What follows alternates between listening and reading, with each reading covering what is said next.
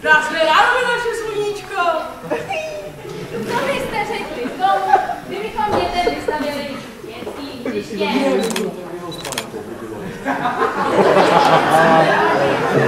Vy jste ale nemluvil, jako vždy, jen aby vám ten Krakonoš zase ten skvělý nápad nepřekazil.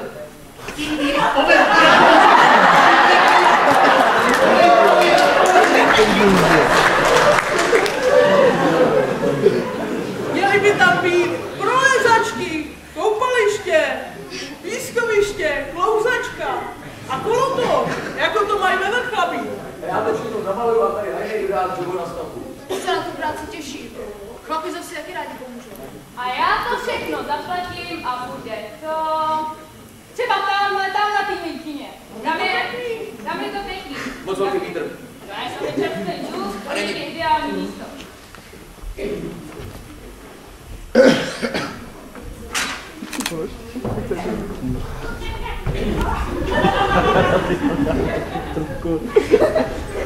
Viděl jste se?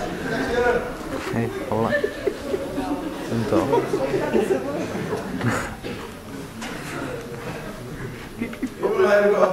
Tak já jdu oblínout ten svůj rajon. A co to nevidím? Zajíci se flákají. Strunky a jeleni nemyslí na nic jiného než na tu svoji lidi. A prasata se zrcema sežerou všechno, na co přijde. A ještě ke všemu ta lidská chátra vyzbírala všechny houby v mém lese. Jakoby nemohli sbírat u Trautenberga. U mě ani ta zvěř nemá už co žrát. A u Trautenberga je furt krmelcí plno. A jesličky jsou taky plné. Trautenberg, tam jistě propadaný.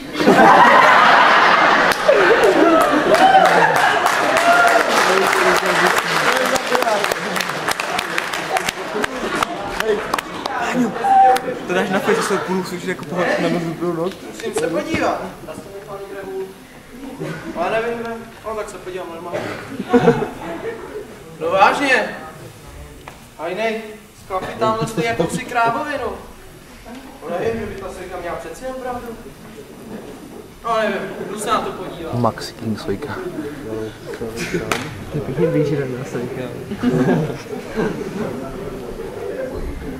Měla by tam být klouzačka a pískoviště. To nesou.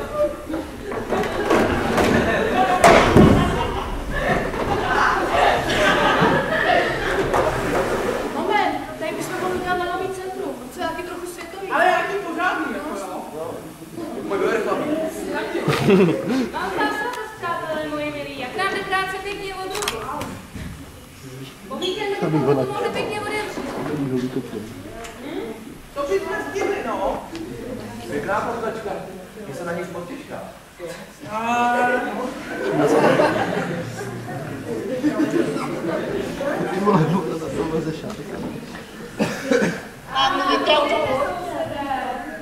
Jdete podívat, jak nám jde práce od ruky?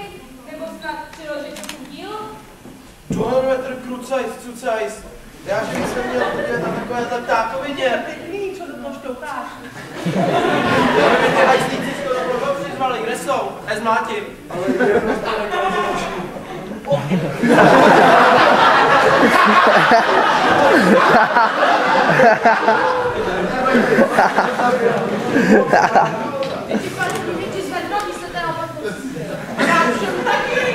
Já to tak nenechám. Ještě uvidíte, co Krakonoš dokáže.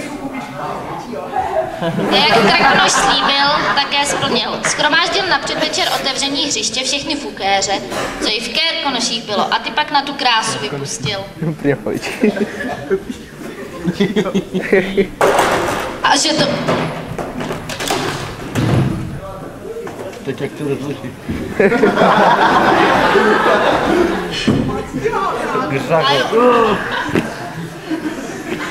A že to bylo boží dopuštění. Všechno létalo vzduchem, pramálo toho zůstalo. Druhý den se všichni sešli u zničeného díla. No to snad ne. Jelinko, ty co budeme dělat? No nic, budeme muset postavit hřiště znovu, to necháme. To sorry, to fakt ne, jako, když si to Krakonoš zničil, tak si to postavíš zase, Šašek jde. Sílu možná taky a Sojda to tady mě pomáhá. To by mě ani nenapadlo, že ten Krakonoš bude takový krásný. Jo. To je vošoust.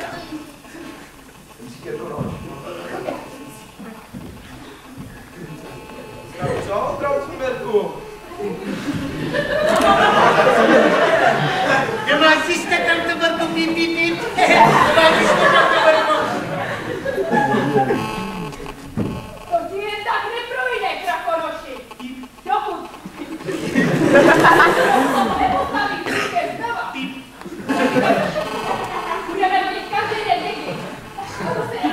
To mi takový tam budeš mít klid.